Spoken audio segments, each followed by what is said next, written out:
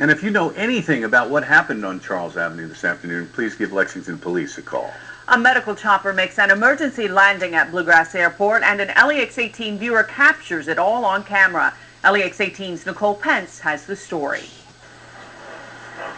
Perched above the parking garage at Bluegrass Airport. Simple video camera and my 35 millimeter. John Bradshaw and his friend Brian Winburn didn't expect to capture these images.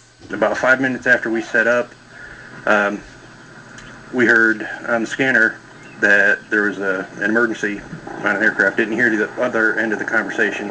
On the other end, the pilot of this medical helicopter unable to make it to UK hospital. The helicopter is requested to land in the grass. Bradshaw says everyone watching this feared the worst.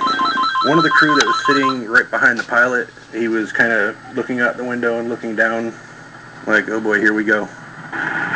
And this was as they were about maybe 50 feet off the ground.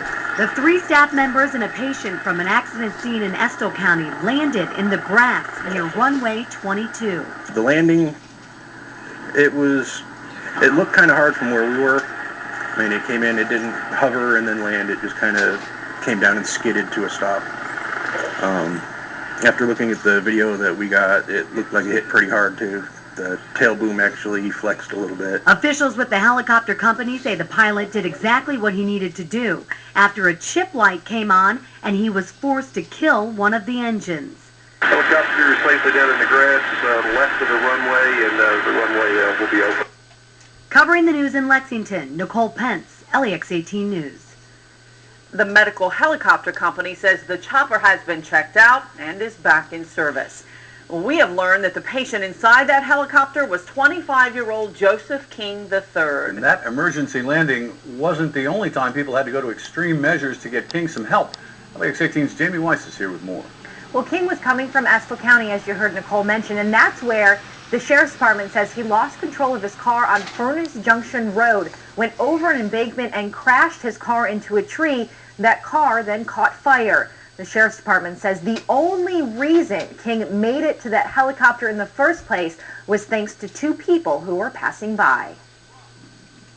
The black trees and grass, the remains of a car, don't even begin to describe what drivers coming up Kentucky 213 saw last night. I went to town yesterday and got groceries and was coming back home from Irving. Daryl Thacker knew before he got to the bottom of the hill something was going on. We seen the smoke from about a mile from here. I thought somebody was burning tires or something, because it was just pitch black. He was partially correct, but those tires were connected to Joseph King's car. The sheriff's department says the 25-year-old lost control along a curve, went over an embankment and hit a tree.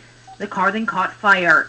They say it was 2 passerbys, Henry Crouch and Robert Barnes, who risked their own lives to pull him out. It's amazing he got him out, ain't it?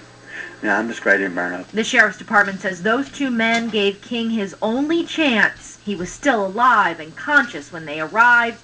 It was just too much for Thacker. I looked over the bank and I saw it, and it just looked like there was blood there. And I saw where he was burnt. He says he's seen too many wrecks just like it. There's no way nobody should drive 55 through here, because this curve right here is a bad curve. And hopes everyone will start to slow down just like he plans to do.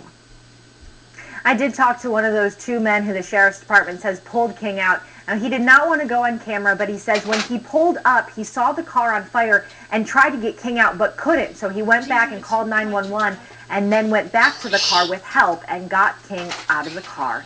Kevin, back to you. And the coroner says King died from blunt force trauma and burns from that fire. There's a newly released 911 call from Shelby County where a nanny ran